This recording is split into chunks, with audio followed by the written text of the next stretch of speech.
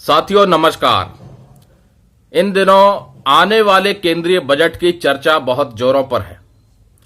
सुर्खियों में internet, media, social media budget को लेकर के कई प्रकार की खबरें चला रही है और कई प्रकार की अटकलें भी लगाई जा रही हैं। केंद्र सरकार के कर्मचारियों और पेंशन भोगियों की सैलरी और पेंशन से जुड़े 8वें वेतन आयोग के गठन को लेकर के भी कई प्रकार की खबरें चल रही हैं। उम्मीद की जा रही है कि यूनियनों की तरफ से जो मांग रखी गई है उसके ऊपर आने वाले केंद्रीय बजट में वित्त मंत्री कुछ अनाउंसमेंट कर सकती हैं। मौजूदा समय में सभी केंद्रीय कर्मचारियों को और पेंशन भोगियों को 7वें वेतन आयोग की सिफारिशों के अनुसार सैलरी और पेंशन प्राप्त हो रही है। 7th पे कमीशन की बात करें तो मिनिमम बेसिक पे 18,000 रुपए है। अब इसमें कितनी और बढ़ोतरी हो सकती है ये तो सरकार के फैसले के बाद ही क्लियर हो पाएगा, लेकिन मीडिया रिपोर्ट्स की अगर माने तो मीडिया रिपोर्ट्स भी इसके ऊपर अलग अलग तरह की खबरें पेश कर रही हैं।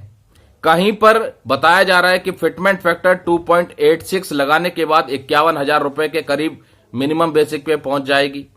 कहीं पर बताया जा रहा है कि फिटमेंट फैक्टर 2.28 लगाया जा सकता है। कहीं पर 186% की बढ़ोतरी की बात हो रही है तो कहीं पर 92% बढ़ोतरी की बात हो रही है। हालांकि ये सिर्फ और सिर्फ अनुमानित खबरें हैं, अभी तक आधिकारिक पुष्टि सरकार की तरफ से नहीं की गई है।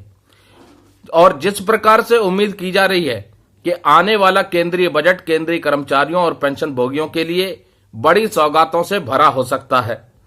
दोस्तों, पिछले बजट में भी यही उम्मीद की जा रही थी और पिछली बार बजट से पहले भी मेन मांगों को रखा भी गया था, जिसमें 8वें वेतन आयोग के गठन की मांग भी शामिल थी।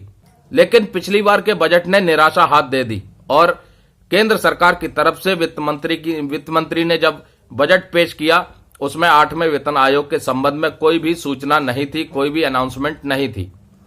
अब अटकलें लगाई जा रही हैं कि मात्र 1 साल ही रह गया है।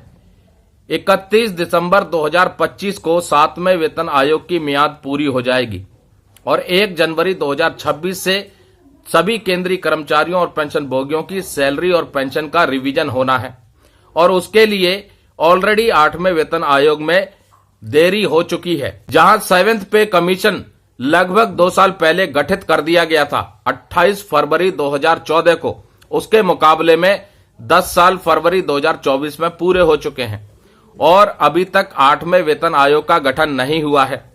अब ये तय कर पाना कि आखिरकार सरकार के अंदर चल क्या रहा है ये बड़ा मुश्किल है, क्योंकि सरकार ने अभी किसी भी प्रकार का खुलासा नहीं किया है।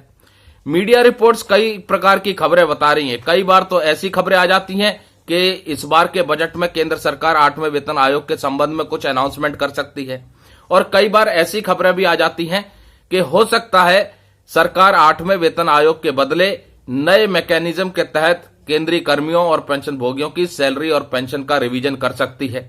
अब ये नया मैकेनिज्म के ऊपर भी अटकलें लगाई जा रही हैं कि परफॉर्मेंस बेस्ड इंक्रीमेंट सिस्टम लाया जा सकता है, महंगाई दर को घटक बनाया जा सकता है, फिटमेंट फैक्टर को ही रिवाइज किया जा सकता है। इसलिए इंटरनेट, सोशल मीडिया और मीडिया की तरफ से जो ये खबरें आ रही हैं इन पर तब तक हम दावा नहीं कर सकते या तब तक इन पर भरोसा नहीं कर सकते जब तक कि अब खुद केंद्र सरकार की तरफ से जो तस्वीर साफ नहीं की जाती।